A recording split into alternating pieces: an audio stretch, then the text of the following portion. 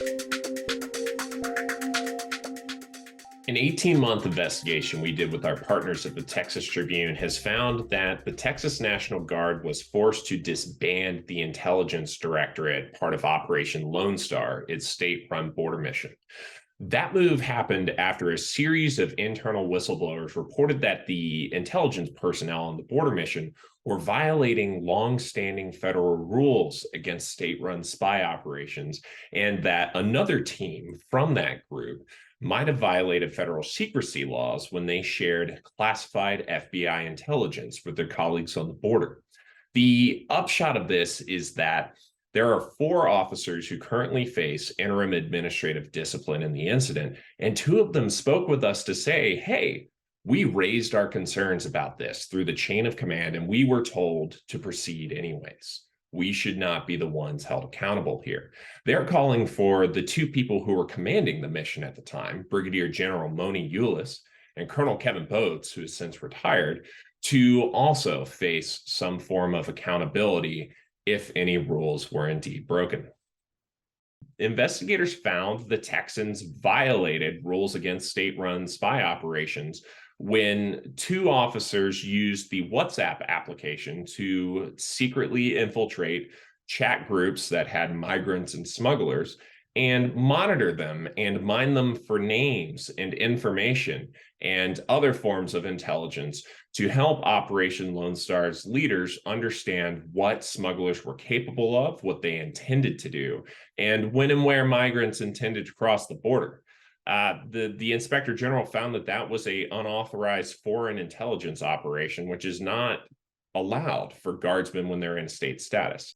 Operation Lone Star is a state-run, state-funded border mission by the Texas National Guard that the state's governor, Greg Abbott, launched in March of 2021 in an effort to combat human smuggling, drug trafficking, and other criminal issues at the Texas-Mexico border. Abbott and his fellow Republicans have been saying that they're doing this mission just because the Biden administration is not upholding its duty to protect the border. And as Abbott faced increased political pressure from rivals in the GOP that were trying to run to his right in the Texas gubernatorial primary in 21, he rapidly expanded the border mission. And that came at a cost for the soldiers assigned to it. As we've previously reported with our partners at the Tribune, thousands of guardsmen were involuntarily mobilized on relatively short notice, with some learning only 48 hours beforehand that they needed to put their lives down for a year or longer and report to the border. In this case, because Operation Lone Star is a pseudo-military mission that more or less has an enemy in the drug cartels on the other side of the border, the Texas Guard leaders wanted to see military-style intelligence out of intelligence personnel who, legally speaking, aren't given their intelligence gathering authorities while on state duty.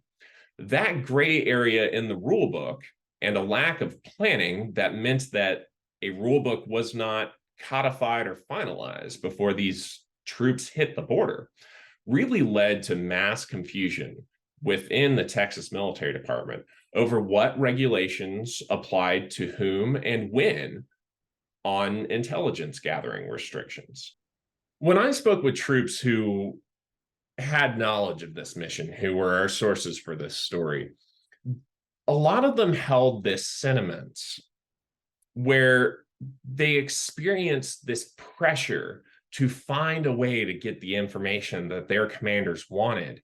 while straining against the constraints of the rules that handcuffed them from their usual ways of doing it, say if they were in Iraq or Afghanistan. And one of my sources actually told me that everyone wanted to pretend that this border mission was like deploying to Iraq in 2003. Everybody wanted to do Army stuff. They wanted to do it by the book and structure it like an Army headquarters and an Army mission. And so you have to have your intel directorate doing intel things. But the thing is, and my source emphasized this,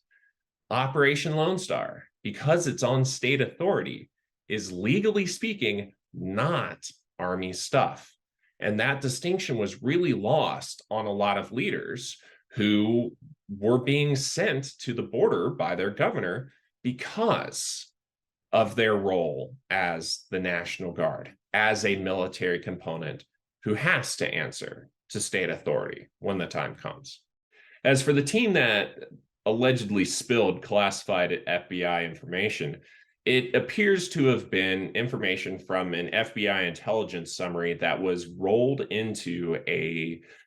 just a summary product that a two-person team embedded at the FBI's El Paso field office passed back to their colleagues on the border. The purported violation was caught by state intelligence oversight officials, who then immediately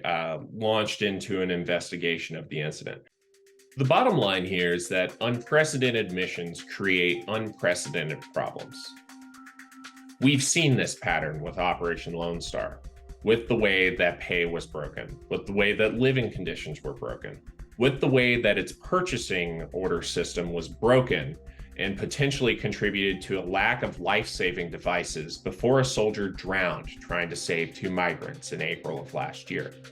And now, as we've revealed with our partners at the Texas Tribune, it's had unprecedented consequences for intelligence personnel assigned there. Whether they should have been more cautious, despite pressure from their commanders, is a question for others to make judgment on. But what we found shows that the lack of bureaucratic preparedness and the lack of clarity over what using the National Guard in this manner on state authority would look like has had far-reaching consequences.